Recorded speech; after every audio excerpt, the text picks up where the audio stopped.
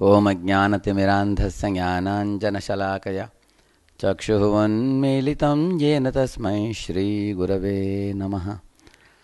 Today we will discuss on the topic, is God not responsible for everything, including the bad things that we do? There are some students who say, I am smoking because God is making me smoke. भगवान सब करवाते हैं, जो भी होता है भगवान ही करते हैं. Everything is done by God. Is that true? Can all the things that we do be put on God? Very important question, isn't it? One student was arguing with Swami Prabhupada. Swamiji, God has created tobacco. That means He wants us to smoke cigarettes. Otherwise, why did He create tobacco? And Prabhupada replied, God also has created poison, datura poison, which comes in a plant. Why don't you eat the poison? The boy was shocked. He said, Swamiji, if I eat the poison, I will die. And Prabhupada said, yes. So you are supposed to discriminate. What is good for you? What is not good for you? God has provided you both.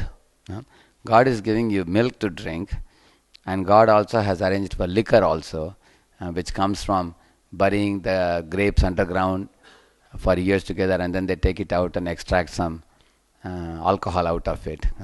So God is giving you both the choices, but He wants you to make the right choice. Because in the human form of life, we have discrimination. We know the Shastras are there, Bhagavad Gita. You can study, understand, and choose the right thing that is good for us. You see, that is why one should not pass the buck. One should not blame God for one's actions. We desire and God provides facility for our desire. For example, you order a pizza and then the bill you get is a big bill. But the hotel man will tell you, you ordered it. That's why the big bill became big. So whatever you order, you get. Similarly, we express our desire to God that I want to do something. And then God gives facility.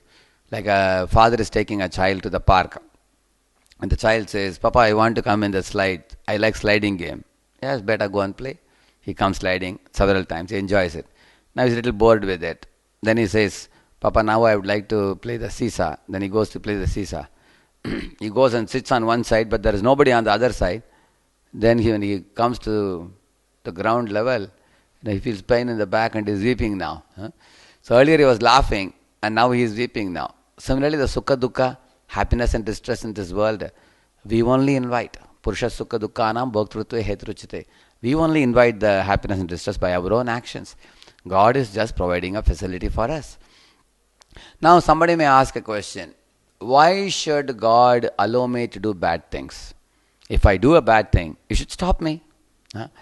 Like one small boy, he wanted to put his finger in a fan which was running fastly. And the father several times told him, Beta, if you put your finger, you will get hurt. But the child kept crying. Then the father's friend told him, you just switch off the fan. He switched off the fan became slow. Now you tell your son to put it. Then the son put his finger a little bit inside. Pak! It hit it. Then he said, Then the boy realized, even when the fan is very slow, my finger is paining so much. If I put my finger while it was running, I would have probably lost the finger. Then he never wanted to touch the fan. Similarly, in this world also, God gives us a chance to understand what is bad in this world when we demand it. And when we adamantly demand it, I want it somehow, then God gives it. Yes, you undergo that, you suffer, and then we learn a lesson. Sometimes in Hindi they say, Laton ka bhoot, baaton ko manta nahi. Sometimes we have to learn it a hard way. But at the same time, it's not that God is a cruel person, that He wants us to suffer. He comes in so many ways. He has given Bhagavad Gita. He has given us the temples. He has given us devotees who can teach us. He has given us the Hare Krishna Mahamantra. He has given us the Prasadam. He is coming as the holy rivers, the Ganga, Yamuna, Kaveri, all the holy rivers. He has come as the holy places, Jagannath Puri, Srirangam, Vrindavan, Dwaraka. He has given us the holy places. What more can He provide us? He wants us to take advantage of all these things and learn what is pure lifestyle, how should we live purely. And then we don't have to suffer. We can be happy in this world, we can be happy in the next world also. So, right now, we all know I am a soul who is very pure. Like rainwater is pure when it comes down. But when it touches the ground, it becomes brownish or blackish. It becomes spoiled, you see. That doesn't mean it cannot be rendered pure. Again, you put it in a distillation process. Then you remove all the dirt and you bring the pure water out. Similarly, the soul also is pure. But now he is now covered over by impurity. That is why we have a good side and a bad side. So the Shastras say, inside our heart we have these two tendencies. Asuri pravriti, Daivi pravriti. Like a good dog and a bad dog, you can say. Like if you feed the bad dog becomes strong. If you feed the good dog becomes strong. And you make the choice. You decide whom do you want to feed. If you are accepting Krishna consciousness and all these devotional principles like eating prasadam, chanting Hare Krishna, coming to the temple, living with devotees, and leading a pure lifestyle, studying Bhagavad Gita, everything, then you are feeding the good dog.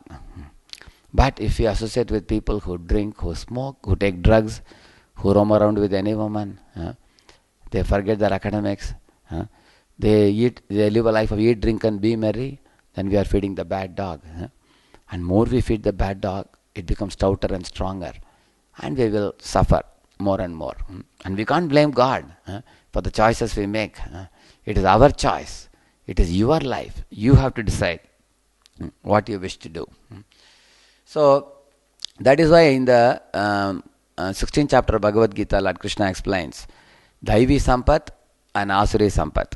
He is telling Arjuna, you have Daivi Sampat, divine qualities.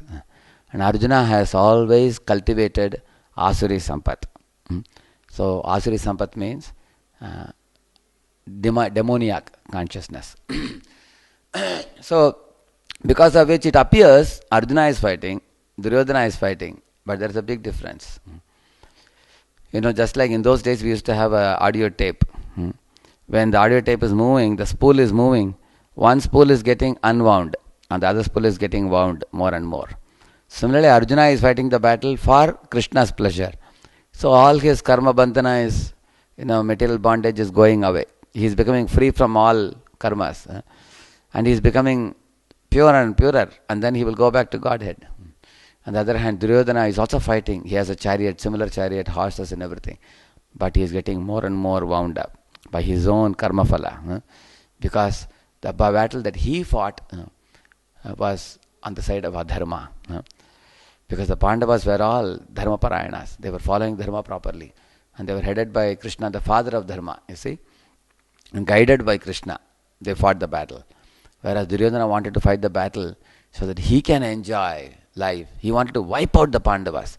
He didn't want to give even 5 villages to the Pandavas. Why 5 villages? Not even land that could contain in a tip of a needle. He told Pandavas, I want to see you destroyed. And I want to become a singular king in the whole world. So, in this way, all the demoniac kings joined the side of Duryodhana. And all the good kings, pious kings, they all joined the side of Pandavas. So, it was a Dharma Yuddha. And in that Dharma Yuddha, who won? The Pandavas won. Because Krishna was guiding them. Similarly, in our life also, if we take guidance of Krishna from Bhagavad Gita, then by that guidance, we can follow in the footsteps of Arjuna. Learn from Arjuna how to follow Krishna by hearing Bhagavad Gita. Then we can awaken our divine side. And our demoniac side will gradually go away. And this can be very easily done by 2 things. One is chant Hare Krishna and at the same time study the Bhagavad Gita and lead your life accordingly. So, as we do these 2 things, glorifying the name of the Lord, chanting Hare Krishna, glorifying the fame of the Lord, which is Bhagavatam, Bhagavad Gita, that is Krishna Shiksha and Krishna Upadesh, and Hari Kirtan. So by doing these things, we can see that our mala in our heart becomes cleared up. Yannama shruti matrena puman bhavati nirmalaha. It is said in Bhagavatam that Yannama shruti matrena, by hearing the holy name, Hare Krishna, Krishna Krishna, Hare Hare, Hare Rama, Rama Rama, Hare Hare. Puman Bhavati Nirmalaha. Nirmalaha means our chitta becomes Shuddha, heart becomes purified. And heart becomes purified means only good dog is alive, bad dog is dead. So in this way, then we will always go in the positive direction. So the Krishna vector is vertical vector, upward. And the bad things, Maya vector, is downward vector. Now if you keep on taking in the pure spiritual things, you are increasing the magnitude of the upward vector. And the downward vector will gradually become small and small and small, and then you take off like a rocket. 11 kilometers per second, in that speed if you can go, you get the escape velocity. You can go back home, back to Godhead. So all of you are very fortunate. You are attending the weekly program. We have nice devotees guiding you. You are eating prasad. You are attending programs. You are chanting Hare Krishna every day. And by this process, our heart becomes pure. And it is only a matter of time. We will take off from this world of suffering to go to the world of boundless bliss, everlasting happiness. But we should never give up our chanting Hare Krishna, because our chanting is our hotline to God. Connect every day with Krishna through chanting Hare Krishna, Krishna Krishna, Hare Hare, Hare Ram, Ram Ram, Hare Hare. Thank you very much.